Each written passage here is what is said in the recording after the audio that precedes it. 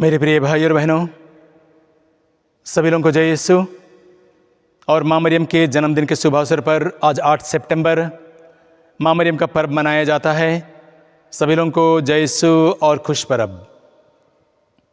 आइए हम माँ मरियम के शुभ अवसर पर एक गीत गाते हैं और अपने जीवन और अपने परिवार को और हमारे परिवार के उन सारे बेटियों को हम प्रभु के चरणों में अर्पित करते हैं और एक गीत गाते हैं। मैं तैयार हूँ, मैं तैयार हूँ, मैं तैयार हूँ। चलो ले चलो जहाँ में मुझको, चलो प्रभु मेरा हाथ थामे।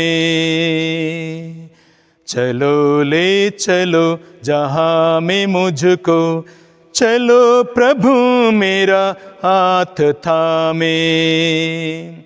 मैं तैयार हूँ, मैं तैयार हूँ, मैं तैयार हूँ। मुझ में तुम्हारा जीवन प्रभु जी, मुझ में तुम्हारी स्नेह धार। मुझ में तुम्हारा जीवन प्रभु जी, मुझ में तुम्हारी स्नेह धार। मैं तैयार हूँ, मैं तैयार हूँ, मैं तैयार हूँ। मेरे प्रिय भाई और बहनों, आज जब हम लोग माँ मरियम का जन्मदिन का पर्व मनाते हैं तो मैं आपको बताना चाहता हूँ कि माँ मरियम ईश्वर की मुक्ति योजना में चुन ली गई और ईश्वर के दूत ने माँ मरियम के पास में आकर उनसे कहा, प्रणाम प्रभु की कृपा पात्री, प्रभु आपके साथ है। और मरियम इन शब्दों से घबरा गई और मन में सोचती रही कि इस प्रणाम का अभिप्राय क्या है। और स्वर्गदूत ने कहा, जो हम देखते हैं संत लूकस के सुसमाचार में अध्याय 1 वचन 35 में लिखा है, पवित्र आत्मा आप पर उतरेगा और सर्वोच्च ईश्वर की शक्ति की छाया आप पर पड़ेगी, और जो आपसे उत्पन्न होंगे वे पवित्र होंगे और ईश्वर के पुत्र कहलाएंगे। इस प्रकार स्वर्गदूत माँ मरियम को ईश्वर की योजना के तहत उनके संदेश देता है। सारी बातों को सुनने के बाद माँ मरियम कहती है, संत लूकस के सुसमाचार में अध्याय 1 वचन 38 में कहते हैं, देख मैं प्रभु की दासी हूं, तेरा कथन मुझ में पूरा हो जाए। और स्वर्गदूत उसके पास से चला गया। इस प्रकार माँ मरियम ने अपने जीवन को ईश्वर की मुक्ति योजना में समर्पित किया। मेरे मित्रों, जरूर माँ मरियम ने अपने जीवन को ईश्वर की मुक्ति योजना में समर्पित किया, लेकिन माँ मरियम का जीवन दुखों से भरा हुआ था। आइए हम देखते हैं, जब माँ मरियम पवित्र आत्मा से गर्भवती पाई गई तो हम लोग देखते हैं सबसे पहले जोसेफ मरियम को त्याग देना चाहा। जोसेफ ये सोचकर माँ मरियम को त्याग देना चाहता था, वो चुपके से माँ मरियम को त्याग देना चाहता था क्योंकि वह मरियम को बदनाम नहीं करना चाहता था। इस प्रकार जोसेफ, जिसके साथ उनकी मंगनी हो गई थी, वो मरियम को त्याग देता है, तिरस्कार करने के लिए सोचता है, और साथ साथ में प्रभु यीशु भी माँ मरियम के साथ तिरस्कृत होता है। ये माँ मरियम का पहला दुख। दूसरा दुख है माँ मरियम की जिंदगी में, जब माँ मरियम बेतलेहम में अपने पहलौठे बेटे को जन्म देना चाहती है तो साराय में उनके लिए जगह नहीं है, और उन्हें अपने पहलौठे बेटे को जन्म देने के लिए बेतलेहम के गौशाले में जानवरों के बीच में गंदगी में अपने पहला उठे बेटे को जन्म दिया। ये माँ मरियम का दूसरा तिरस्कार। माँ मरियम के लिए सारा में जगह नहीं, प्रभु यीशु के लिए जगह नहीं। अभी प्रभु यीशु बालक ही है और हम तुरंत देखते हैं कि राजा हेरोद बालक यीशु को मार डालने के लिए तलवार उठाता है और माँ मरियम और बालक यीशु को वहाँ से मिस्र देश की ओर रवाना होना पड़ता है। संत जोसेफ के संरक्षण में वे वहाँ पर एक प्रवासी की तरह जीवन बिताते हैं। प्रभु यीशु, माँ मरियम यहाँ भी तिरस्कृत होते हैं। जब राजा हेरोद की मृत्यु हो जाती है तब ये लोग वापस नाजरेत लौट आते हैं और वहाँ आने के बाद हम लोग देखते हैं कि वे लोग जब प्रभु यीशु को यरूशलेम मंदिर में मूसा की संहिता के नियम के अनुसार समर्पित करने के लिए ले जाते हैं तो सिमियोन नामक एक धर्मी पुरुष जो हमेशा पवित्र आत्मा में रहता था, उन्होंने बालक को अपने हाथों में ले लिया, ईश्वर को धन्यवाद दिया और जोसेफ और मरियम को भी आशीर्वाद दिया और मरियम से कहता है, जो संत लूकस के सुसमाचार में अध्याय 2 में और वचन 34 और 35 में लिखा है, वह कहता है, इस बालक के कारण इस्राएल में बहुतों का उत्थान और पतन होगा। यह एक चिन्ह है जिसका विरोध किया जाएगा। और मरियम से कहता है, एक तलवार तुम्हारे हृदय को आर पार बेधेगी। और इसके द्वारा यह संकेत देता है कि मां मरियम की जिंदगी में बहुत दुख आने वाले हैं। Hallelujah, hallelujah.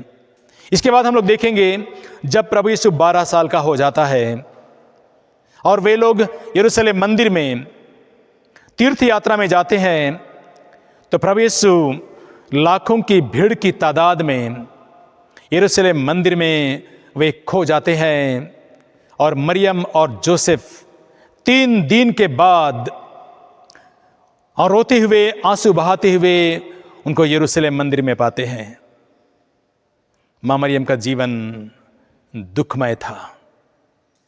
हम आगे देखेंगे जब प्रभु यीशु सुसमाचार सुनाते सुनाते जब वो 33 साल का हो गया, तब धर्म ज्ञाताओं ने और लोगों ने प्रभु यीशु पर झूठा इल्जाम लगाया और उन्हें मार डालने के लिए कलवारी बलिदान में क्रूस पर लटकाने के लिए उनको कलवारी की ओर, गोलगोथा की ओर ले जाते हैं। और इस कलवारी यात्रा में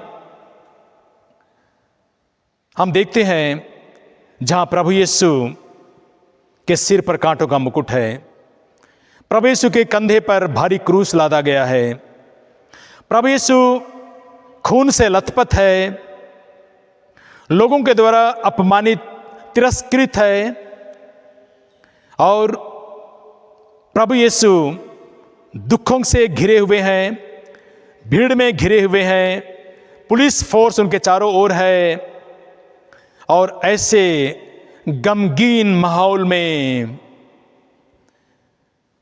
मां मरियम और प्रभु यीशु की मुलाकात होती है। कितना हृदय विदारक ये दृश्य। मां मरियम अपने बेटे को देखकर वो रोती है, आंसू बहाती है। मरियम का दुख बहुत ही भयंकर है। इतना ही नहीं, जब लोग प्रभु यीशु को कलवारी के गोलगोथा में ले जाते हैं और वहां पर प्रभु यीशु को सूली पर उनके शरीर को ठोकते हैं, कीलों से ठोकते हैं और प्रभु यीशु को जिंदा धरती और आसमान के बीच में गाड़ देते हैं और प्रभु यीशु का पूरा शरीर 3 कीलों पर टिका रहता है। प्रभु यीशु जीवित क्रूस पर लटका हुआ है और उस भयंकर दुख में प्रभु यीशु अपनी माँ को देखता है और माँ मरियम अपने दुख झेलते हुए प्रभु अपने बेटे को देखती है और माँ मरियम का हृदय फट जाता होगा। और वहां पर प्रभु यीशु माँ मरियम से कहते हैं, अपने शिष्य की ओर इशारा करते हुए कहते हैं, भद्रे ये तुम्हारा पुत्र है। और शिष्य से कहते हैं, यह तुम्हारी माता है।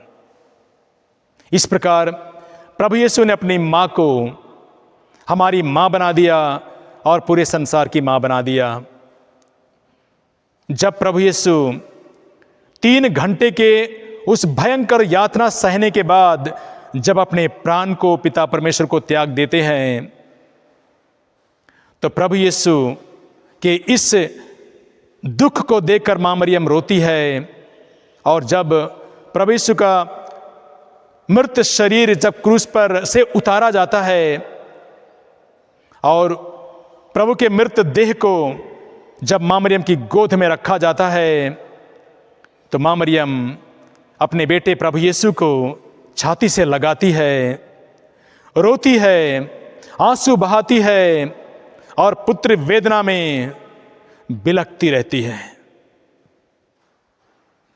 और इस प्रकार ना केवल प्रभु का मृतदेह मां मरियम की गोद में रखा जाता है, लेकिन अंत में हम देखते हैं कि प्रभु का मृत शरीर कब्र में गाड़ दिया जाता है।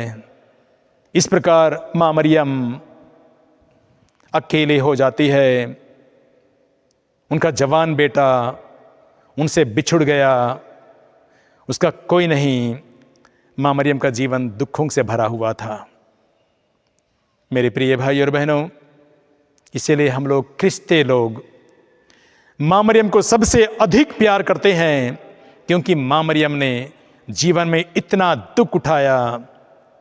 प्रभु यीशु को तो पा लिया, लेकिन अपने जीवन में इतने दुख उठाया। जिस प्रकार रोमियों के पत्र में लिखा है अध्याय 5 में और वचन 3 से लेकर 5 तक में लिखा है, जहां प्रभु का वचन कहता है, हमें दुख तकलीफ में भी गर्व करना चाहिए, क्योंकि दुख तकलीफ से धैर्य, धैर्य से दृढ़ता और दृढ़ता से आशा उत्पन्न होती है। और आशा कभी व्यर्थ नहीं होती, क्योंकि ईश्वर ने हमें पवित्र आत्मा प्रदान किया है, जिसके द्वारा ईश्वर का प्रेम हमारे हृदय में उमड़ पड़ा है। मेरे प्रिय भाइयों और बहनों, मां मरियम ने प्रभु यीशु की तरह बहुत दुख उठाया और ईश्वर की मुक्ति योजना में उन्होंने अपना पूर्ण सहयोग और योगदान दिया।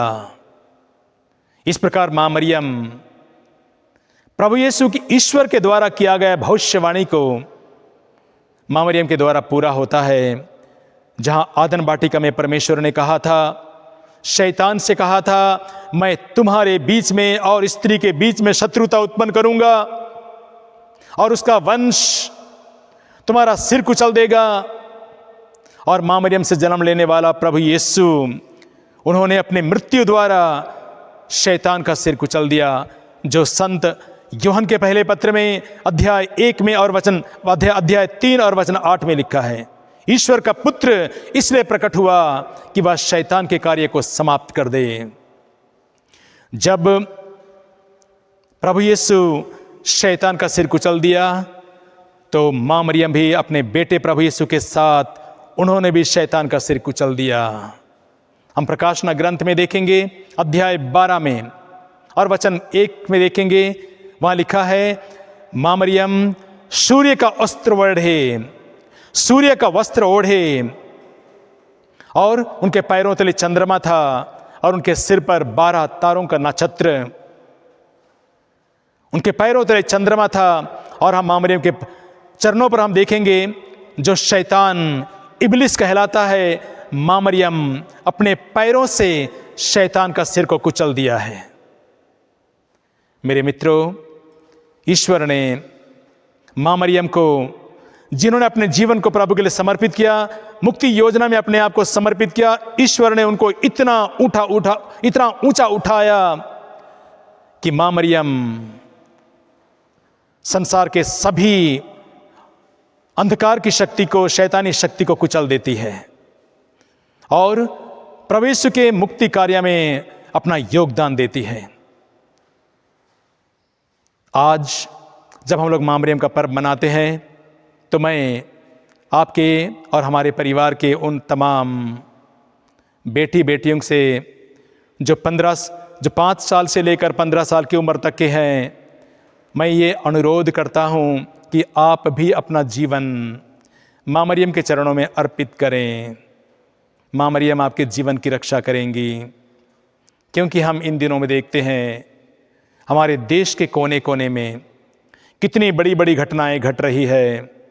हमारी बहन बेटियां, उनका जीवन सुरक्षित नहीं है। हमारी बहन बेटियों की आबरू खतरे में है।